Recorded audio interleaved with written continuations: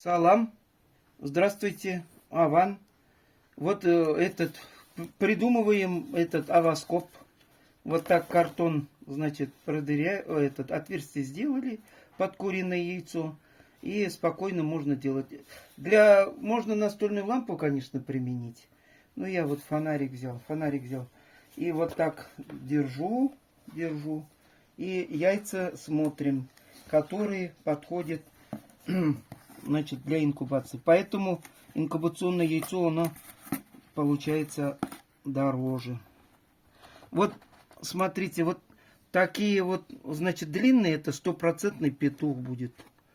Ну, раз петухи вам не нужны, удлиненные, значит, его в сторону пока.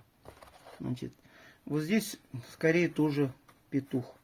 И вот посередине вот эта воздушная камера, посередине кругленькая, по краям ровно должно быть. И известковых налетов не должно быть. Видать вам известковых налетов? Вот видите там не слишком. Но здесь вот ровность так нормальная. Ну, думаем, оплодотворенный, хороший. Его кладем как инкубационный, отборный.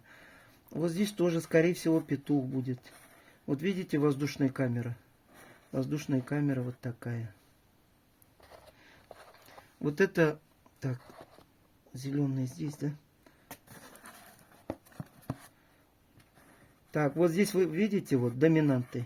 Это точно курица будет. Видите, вон, воздушная камера такая ровная. Даже зародыш видать. Точно курица будет. Здесь доминантный или курица, или петух. Ровно вообще идеальная воздушная камера. Здесь вот доминантный тоже или курица. Ну, здесь курица будет. Вот воздушная камера небольшая. Конечно, известковые эти есть. Ну, может, чего-то не хватало, но должен выйти. Вот что мы не в сторону.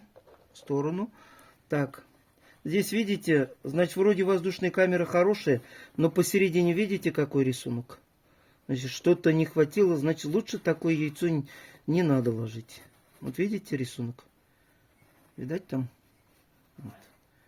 Такое, значит, известковый налет, какой-то лучше его отложить.